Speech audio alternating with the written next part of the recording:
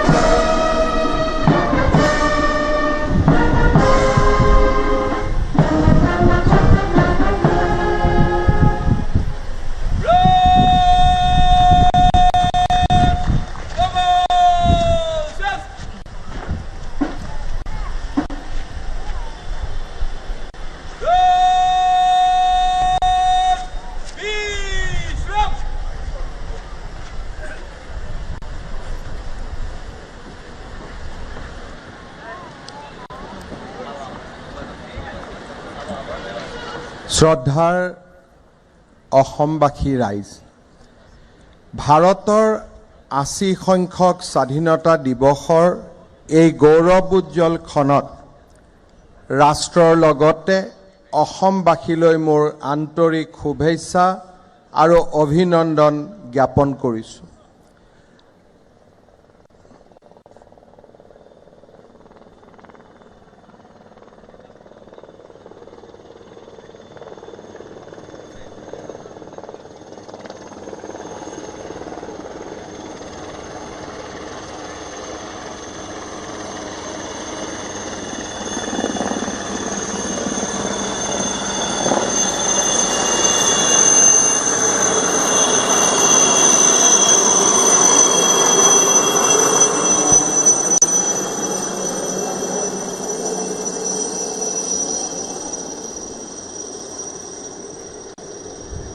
এই গৌৰৱময় ক্ষণত আমাৰ মন দেশপ্ৰেমেৰে উদ্বেলিত হোৱাটো স্বাভাৱিক, কিন্তু সমান্তৰালভাৱে শেহতীয়াকৈ আমাৰ ৰাজ্যখনে সন্মুখীন হোৱা প্ৰাকৃতিক দুৰ্যোগে আমাৰ অন্তৰ স্বাভাৱিকভাৱে ভাৰাক্ৰান্ত কৰি ৰাখিছে।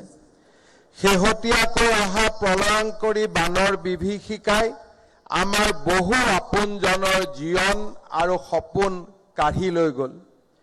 এই অপূৰণীয় ক্ষতিয়ে আমাক গভীৰভাৱে ব্যথিত কৰিছে। এই দুৰ্যোগত প্ৰাণ হেৰুওৱাসকলৰ প্ৰতি মই গভীৰ শ্ৰদ্ধাঞ্জলি জ্ঞাপন কৰাৰ লগতে যিসকল লোকে এই দুৰ্যোগত নিজৰ সৰ্বস্ব হেৰুৱালে তেওঁলোকৰ প্ৰতিও গভীৰ সমবেদনা আৰু সহমৰ্মিতা প্ৰকাশ কৰিছোঁ। স্বাধীনতা দিৱস আমাৰ বাবে প্ৰতি গভীৰ শ্ৰদ্ধা নিবেদন কৰাৰ লগতে প্ৰতিগৰাকী মুক্তিযোদ্ধা আৰু স্বাধীনতা সংগ্ৰামীলৈ সশ্ৰদ্ধ প্ৰণিপাত জনাইছোঁ। ভাৰতৰ স্বাধীনতা সংগ্ৰামৰ ইতিহাসৰ সৈতে অসমৰ এক গৌৰৱময় অধ্যায় জড়িত হৈ আছে। 1957 চনতে প্ৰতিগৰাকী মুক্তিযোদ্ধা আৰু স্বাধীনতা সংগ্ৰামীলৈ সশ্ৰদ্ধ প্ৰণিপাত জনাইছোঁ। ভাৰতৰ স্বাধীনতা সংগ্ৰামৰ ইতিহাসৰ সৈতে অসমৰ এক গৌৰৱময় অধ্যায় জড়িত হৈ আছে। 1957 চনৰ চিপাহী বিদ্ৰোহৰ পূৰ্বেই 1828 চনত গন্ধৰ কোঁৱৰৰ নেতৃত্বত অসমৰ মাটিত ব্ৰিটিছ শাসনৰ বিৰুদ্ধে প্ৰতিৰোধৰ বীজ অংকুৰিত হৈছিল। 1830 চনত বিদ্ৰোহৰ গুৰি ধৰিছিল পিয়লি বৰগোহাঁই আৰু পিয়লি বৰফুকনে। এই বিদ্ৰোহৰ বাবে পিয়লি বৰফুকন, জীউৰাম দুলীয়া বৰুৱা, ৰূপচান্দ কোঁৱৰ, দেওৰাম দিহিঙীয়া, ডেকা বোম সিংফো আৰু হৰনাথক ব্ৰিটিছে গ্ৰেপ্তাৰ কৰে। বিচাৰ প্ৰক্ৰিয়া আৰম্ভ হয় আৰু বিচাৰৰ অন্তত পিয়লি বৰফুকন আৰু জিউৰাম দুলীয়া বৰুৱাক শিৱসাগৰৰ ফাঁচি দিয়া হয়। বাকীসকলক ঢাকাৰ কাৰাগাৰলৈ প্ৰেৰণ কৰা হয়। 1857 চনৰ চিপাহী বিদ্ৰোহৰ সময়ত অসমত ব্ৰিটিছ বিৰোধী বিদ্ৰোহৰ পৰিকল্পনা কৰিছিল মণিৰাম দেৱানে কলিকতাৰ মাটিৰ পৰা। মণিৰাম দেৱানক কলিকতাত গ্ৰেপ্তাৰ কৰি পিছত বিচাৰৰ বাবে অসমলৈ অনা হয়। বিদ্ৰোহত জড়িত থকাৰ অভিযোগত পিয়লি বৰুৱা আৰু মধু মল্লিকক গ্ৰেপ্তাৰ কৰা হয়। মণিৰাম দেৱানক পিয়লি বৰুৱাৰ সৈতে যোৰহাট কাৰাগাৰত 1858 চনত ফাঁচি দিয়া হয়। দুতিৰাম বৰুৱা, মধু মল্লিক, কমলা বৰুৱা, মৰঙী খোৱা গোহাঁই, ত্ৰিনয়ন আৰু মায়াৰামক যাৱজ্জীৱন নিৰ্বাসন দিয়া হয়। বাহাদুৰ গাঁওবুঢ়া আৰু ফৰমুদ আলীক আনমানলৈ পঠিয়াই কাৰাদণ্ড দিয়া হয়। অসমৰ দুগৰাকী বীৰাংগনা মহিলা ৰূপহী আইদেউ আৰু লুম্বৈ আইদেউকো এই বিদ্ৰোহত জড়িত থকাৰ উমান পাই ব্ৰিটিছে তেওঁলোকৰ সম্পত্তি জব্দ কৰে।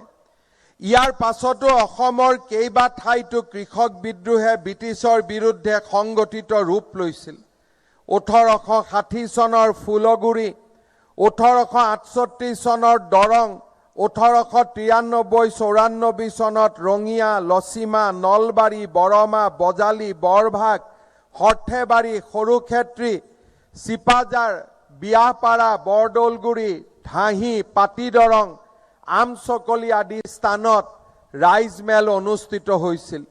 1894 চনৰ 28 জানুৱাৰী দৰং জিলাৰ পথৰুঘাটত দ্বিতীয়বাৰৰ বাবে কৃষক বিদ্ৰোহ সংগঠিত হৈছিল।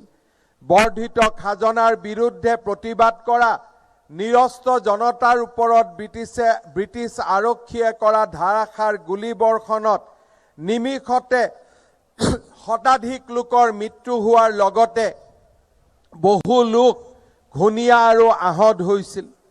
1883 চনৰ 12 ফেব্ৰুৱাৰীত উত্তৰ কাছাৰ পাৰ্বত্য অঞ্চল বা ডিমা হাছাওত বীৰ সম্বোধন ফাংলুৱে ব্ৰিটিছৰ বিৰুদ্ধে যুঁজি প্ৰাণ আহুতি দিছিল।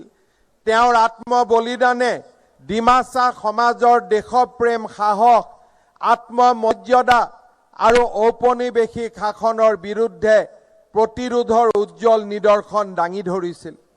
1921 চনত মহাত্মা গান্ধীৰ অসম ভ্ৰমণে স্বাধীনতা আন্দোলনক অধিক তীব্ৰতৰ কৰি তোলে। কৰ্মবীৰ নবীন চন্দ্ৰ বৰদলৈ, দেশপ্ৰাণ চন্দ্ৰনাথ শৰ্মা, কুলধৰ চলিহা, তৰুণৰাম ফুকন, গোপীনাথ বৰদলৈ প্ৰমুখ্যে নেতাসকল এই আন্দোলনত নামি পৰে। গান্ধীজীৰ আদৰ্শৰে অনুপ্ৰাণিত হৈ তেজপুৰ চাহ বাগিচাত মদ আৰু কানিৰ বিৰুদ্ধে প্ৰচাৰ চলাই 1921 চনত চাহ শ্ৰমিক মালতী উৰ্ফে মাংৰি ওৰাং নিহত হয়। দেশৰ স্বাধীনতা সংগ্ৰামৰ ইতিহাসত তেখেতে অসমৰ পৰা শ্বহীদ হোৱা প্ৰথমগৰাকী মহিলা। 42ৰ গণ বিপ্লৱত গান্ধীজীৰ কৰিম অথবা মৰিম বাণীৰে উদ্বুদ্ধ হৈ সমগ্ৰ দেশবাসীৰ লগতে অসমবাসীয়েও ব্ৰিটিছ শাসন উফৰাবলৈ ওলাই আহিছিল। সেই সময়ত দেশৰ হকে যুঁজি যোৰহাট কাৰাগাৰত ফাঁচী কাঠত উঠিছিল কুশল কোঁৱৰ। এই কাৰাগাৰতে দেশৰ হকে যুঁজ দি মৃত্যুক আঁকোৱালি লৈছিল স্বাধীনতা সংগ্ৰামী কমলা মিৰি আৰু বেজা বাউৰীয়ে। গহপুৰ থানাত তিৰংগ পতাকা উত্তোলন কৰিবলৈ গৈ শ্বহীদ হৈছিল কনকলতা বৰুৱা আৰু মুকুন্দ কাকতি। ঢেকিয়াজুলি থানাত পতাকা উত্তোলন কাৰ্যসূচীত অংশ লৈ ব্ৰিটিছৰ গুলী আৰু লাঠি চলনাত মৃত্যুবৰণ কৰিছিল শ্বহীদ মনবৰ নাথ, কুমলী দেৱী, মহিৰাম কোচ, ৰতন কছাৰী, সৰুনাথ চুতীয়া, মণিৰাম কছাৰী, তিলেশ্বৰী বৰুৱা, লেৰেলা কছাৰী, দয়াল দাস বানিকা, খহুলী দেৱী, মংগল কুৰকু আৰু পদুমী গগৈ। বজালীত পুলিচৰ গুলীত শ্বহীদ হৈছিল মদন বৰ্মন আৰু ৰাউতাৰাম কোচ। বেবেজিয়াত আৰক্ষীৰ গুলীত নিহত হৈছিল কলাই কোচ আৰু হেমৰাম পাটৰ। জোঙাল বলহুৰ ওচৰত গুলীবিদ্ধ হৈ শ্বহীদ হৈছিল হেমৰাম পাটৰ গুণাভি বৰদলৈ। বাৰপুজিয়াত শ্বহীদ হৈছিল তিলক ডেকা। বৰহমপুৰত শ্বহীদ হৈছিল ভোগেশ্বৰী ফুকননী, লক্ষ্মীনাথ হাজৰিকা, ঠগিৰাম সুত আৰু বলোৰাম সুত। 1942 চনৰ ভাৰত ত্যাগ আন্দোলনত নগাঁও, গহপুৰ, ঢেকিয়াজুলি, বজালিত ব্ৰিটিছৰ গুলীৰ সন্মুখত বুকু পাতি দিয়া অমৰ শ্বহীদসকলৰ ত্যাগ আমাৰ জাতীয় চেতনাৰ চিৰন্তন প্ৰেৰণা। এইসকল মহান শ্বহীদৰ লগতে ইতিহাসৰ পাতত নাম নথকা অগণন অসমীয়াৰ ত্যাগো আমি কৃতজ্ঞতাৰে স্মৰণ কৰিছোঁ।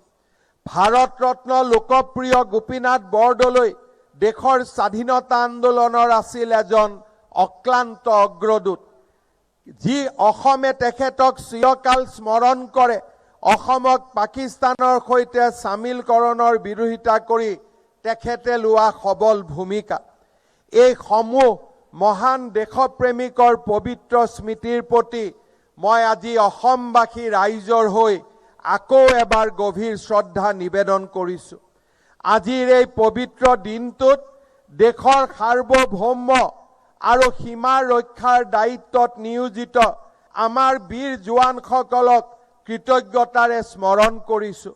আভ্যন্তৰীণ নিৰাপত্তাত উৎসৰ্গিত কৰা আৰক্ষী আৰু আমাৰ CAPFৰ জোৱানসকলকো আজিৰ এই মুহূৰ্তত মই কৃতজ্ঞতাৰে সৈতে স্মৰণ কৰিছোঁ। ভাৰত মাতৃৰ সুৰক্ষাৰ বাবে প্ৰাণ আহুতি দিয়া প্ৰতিগৰাকী বীৰ সৈনিকৰ প্ৰতি দেশবাসী চিৰদিন ঋণী হৈ থাকিব। দেশৰ হেৰুৱা স্বাধীনতা উদ্ধাৰ কৰিবলৈ গৈ ভাৰতৰ অগণন মুক্তিযোদ্ধাই প্ৰাণ ত্যাগ কৰা আৰু এই সংগ্ৰামত অনেক অসম সন্তানে আত্মজাহ দিয়া কথাই দেশপ্ৰেমৰ পবিত্ৰ শক্তিক আকৌ এবাৰ প্ৰতীয়মান কৰে। স্বাধীন দেশৰ মাটিত থিয় হৈ আজি আমি সেই দেশপ্ৰেমিকসকলৰ ত্যাগক শ্ৰদ্ধা আৰু সন্মান সহকাৰে আকৌ এবাৰ সোঁৱৰণ কৰিছোঁ। দেশপ্ৰেম ভাৰতীয় সভ্যতাৰ অভিন্ন সংস্কৃতি। প্ৰতিগৰাকী ভাৰতীয় এই মহান আদৰ্শৰে দীক্ষিত। আমাৰ ভৱিষ্যত প্ৰজন্ম এই সভ্যতাৰ বাৰ্তাবাহক। দেশভক্তিৰে সমৃদ্ধ সনাতন সভ্যতাত নিহিত শক্তি আৰু আত্মবিশ্বাসৰ বাবে ভাৰতীয় জনগণ আজি পৰ্যন্ত বহিঃশত্ৰুৰ আক্ৰমণক নেওচি অপৰাজেয় হৈ আছে।